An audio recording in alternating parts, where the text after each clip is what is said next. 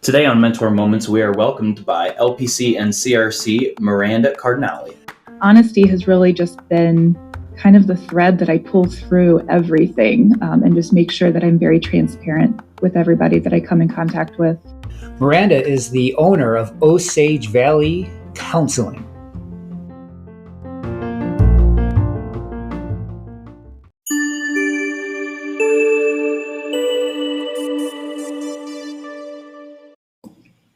All right, we are ready to go. Okay, Mirranda, we would love just to hear a little bit about you, your career, what makes you you, a little bit about, what has brought you to where you are today.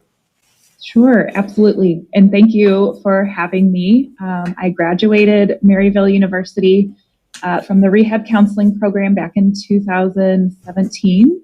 I did become certified as a rehabilitation counselor.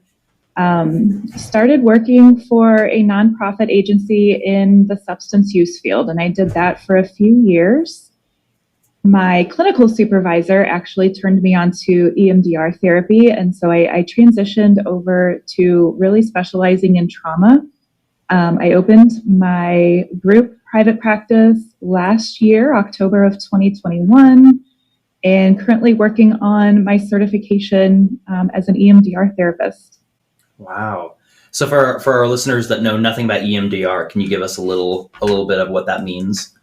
Yeah, absolutely. It's eye movement desensitization and reprocessing. And so it's really a manualized type of therapy that works directly with the brain to try to get those past traumatic experiences to process appropriately and to kind of store and consolidate in the brain where they need to be, so that they're not impacting current experiences and current life. You said you got turned on to that by your supervisor. So why did you connect to it? How did it speak to you? And yeah, it really spoke to me because it's so structured. I like following steps. I'm very kind of black and white in my thinking anyway, and so EMDR provides that for me. And then with the aspect of helping people overcome their trauma, it's something that I'm passionate about. So it was kind of a win-win to go in and start training with EMDR and move along into my certification. Awesome. So when should you be fully certified? I will be done with my certification, I'm hoping by November of this year. Awesome. So a few more months. Yeah. So what does the training look like for that? Yeah, and actually, so I did my basic training right at the beginning of the pandemic. So I was lucky enough. I'm doing EMDR consultants through Kansas City, Missouri. So I was lucky enough to be one of the last group of people to do in person for the basic training with them. And so right now the certification process is all virtual, and we do a group consultation each month. And part of our demonstration, we have to do a live demonstration, and so that's virtual as well. Right. And anxiety provoking, right? Right. You're recording and somebody, right? Kind of just like back at school again, right? You're being evaluated, but yes, hopefully for the learning, and it's a good outcome. Yes, absolutely.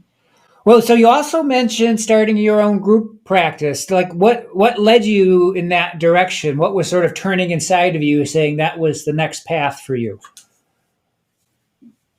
And I started solo in the beginning and didn't really care for it. I like having other clinicians around me to collaborate with and to talk to. So that aspect of solo practice into group practice is really where that transition took place. But really a group practice because I like being able to specialize in a specific field in targeting, a really specific niche of people that I enjoy working with and that I feel like I can help support. I'm curious of if there is like a central population that area works more with, or is it a very wide, broad area of individuals? And that it's really been a very broad area. I've always kind of worked with adult population, and in the past 9 months, I've really gotten into working a lot with the younger adolescents. So that's been very eye-opening and very rewarding. Like I love working with the adolescents. Yeah, I'm sure. Yeah, so we'd love to hear, if there's anything about you that maybe we wouldn't expect, that has helped you in your profession through, all the experiences that you've had. And I kind of pondered on that question a little bit. I asked a couple of my colleagues, what's something about me that kind of stands out to them. And both of them said the exact same thing, which I don't know if it's something that many people don't know, but they both said honesty. Like I tend to be very honest in my therapy approach, but then also with the clinicians that I have on staff with me and my clinical supervisions that I do with them. So honesty has really just been kind of the thread that I pull through everything, and just make sure that I'm very transparent with everybody that I come in contact with. Well, I mean, that obviously makes sense. That, I mean, you I see that with empathy and unconditional positive regard, that if you're sort of honest and upfront and whatnot, that people will see that as well, versus kind of trying to fake it in some way and not being real and genuine. Especially with adolescents, now that I'm thinking about it, because I feel like adolescents, they can pick up on honesty, and if someone's being fake or that there's not integrity, they can pick up on that so Absolutely. Easily. Absolutely. It definitely helps to just be genuine and kind of talk to them like they're human, Exactly. So you don't have to sugarcoat anything. So I guess kind of leading that way, share some great things about your practice, or maybe some of the highlights you've had working with kind of your clients. We again love for you to give again a shout out to your practice so people learn about you. Yeah, sure. I first and foremost, I have a wonderful clinical team. I didn't really understand how daunting the task of hiring individuals could be, and was really nervous about who I would get in here, and if they didn't work out, like what I would do. And so I feel very blessed to have the clinical team that I do have. We all have a foundation of treating trauma, but everybody has their own niche. So, I have Greg, who works with couples. Dana is another one who is EMDR certified, and she really enjoys working with mothers and kind of focusing on the infant loss and grief. And then Erin is my child therapist. So she, youngest is 3 years old. So she does really phenomenal at working with that really young generation of children. And so all of us together have really had a lot of fun doing this. They came on board with me before I even, opened my doors. And so we've kind of grown together, and they've definitely helped me in getting my practice up and going. I love that. I'm sure that they probably all have different styles too. I'm sure it's a very diverse area of expertises and different styles of therapy, I'm sure. Definitely.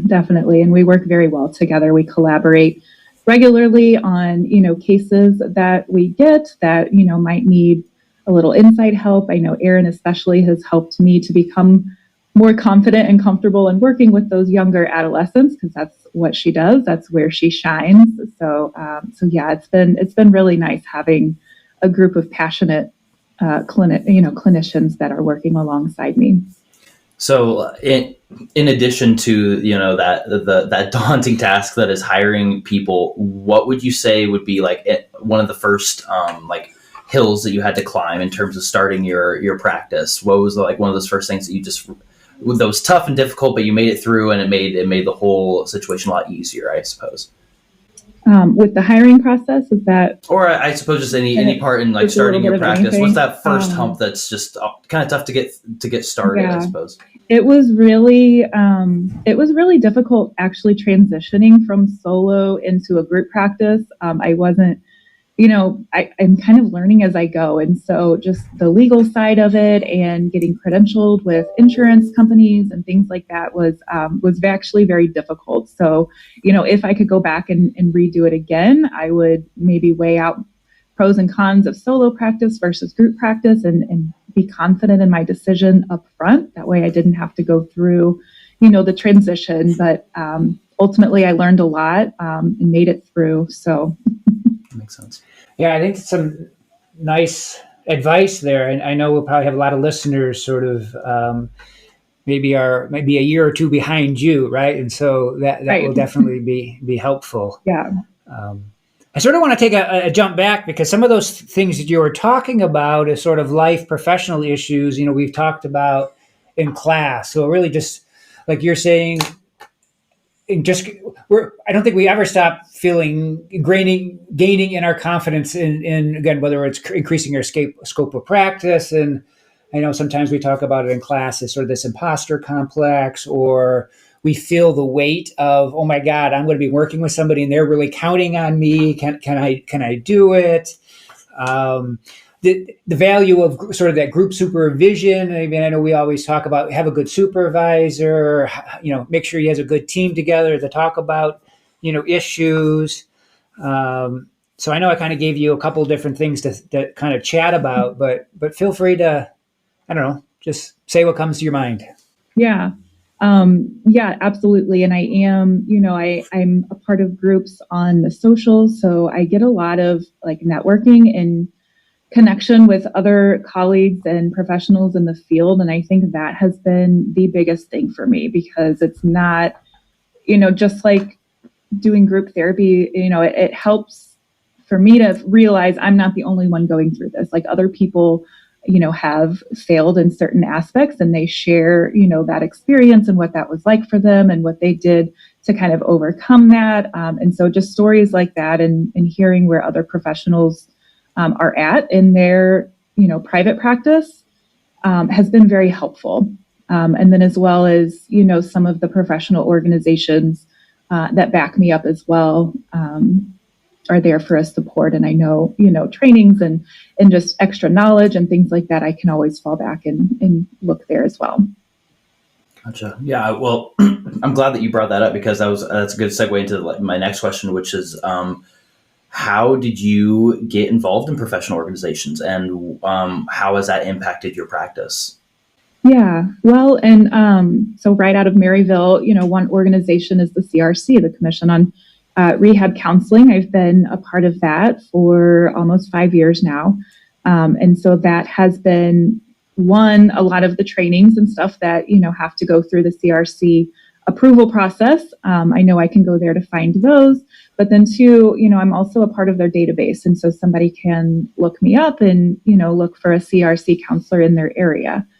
And so I'm also a part of the EMDR International Association for that same reason. I'm a part of their database, connecting with other professionals on there. They have a community platform. So it's been really nice to have that support available. Yeah, I know you and I, not that we have an email, but I think we primarily stay connected through LinkedIn and then kind of reaching back and forth. So I know that's not necessarily obviously a counseling organization, but again, obviously there's that network as well.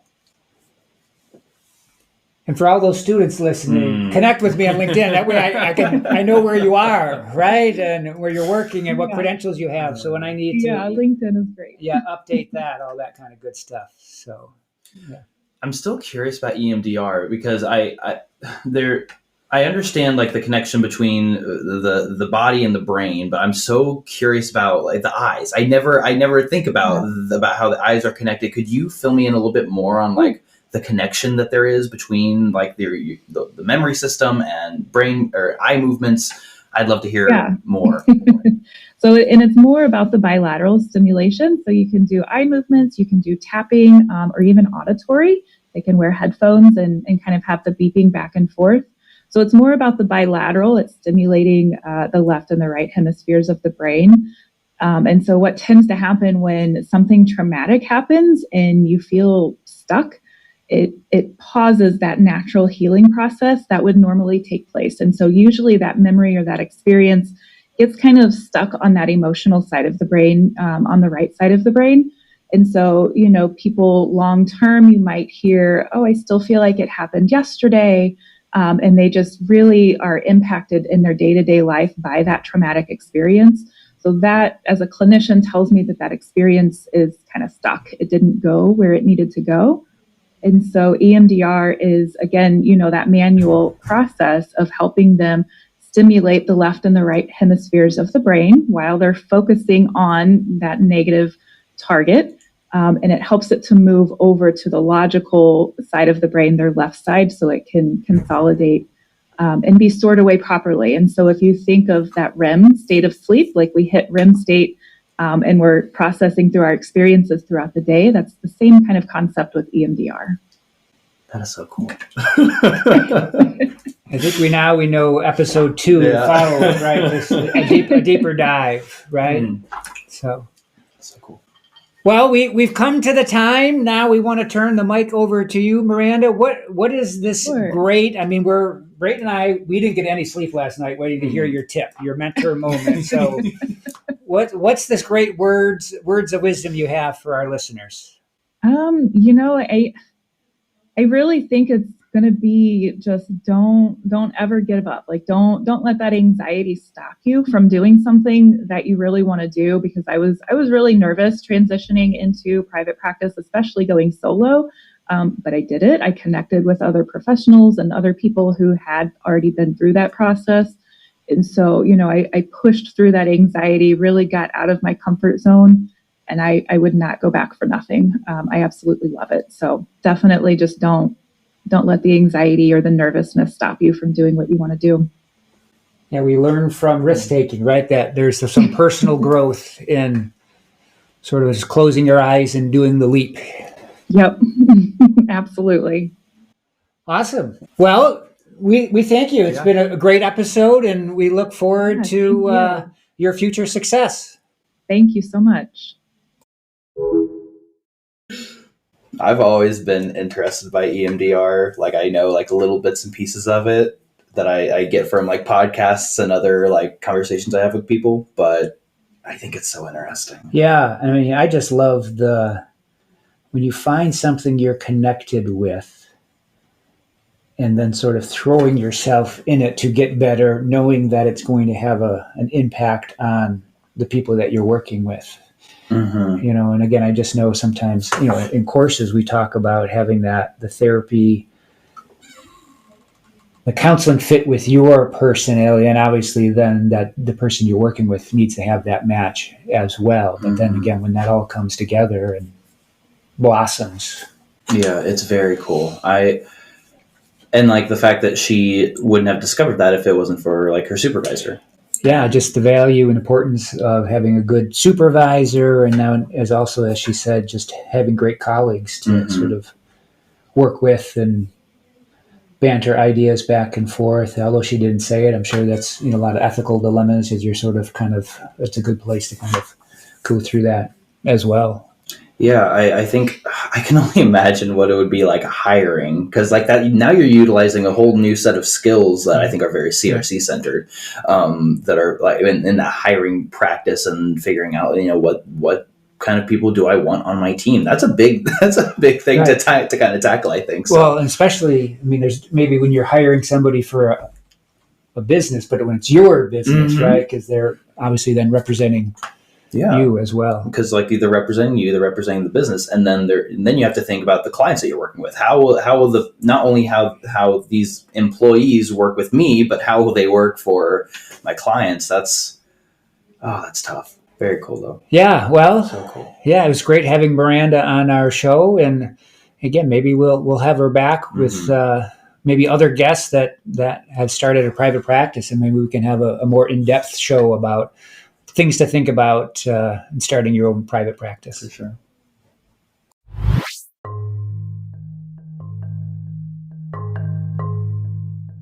So if you're listening to this, that means that you're listening to Mentor Moments. That means that you're probably listening on either Spotify or Apple Music, or maybe you're listening some other way. We just want to recommend that you continue to listen.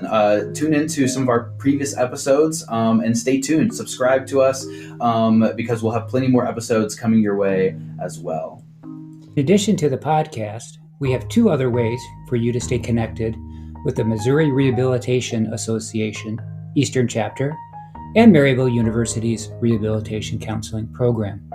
We are proud to announce the creation of a YouTube channel and a blog.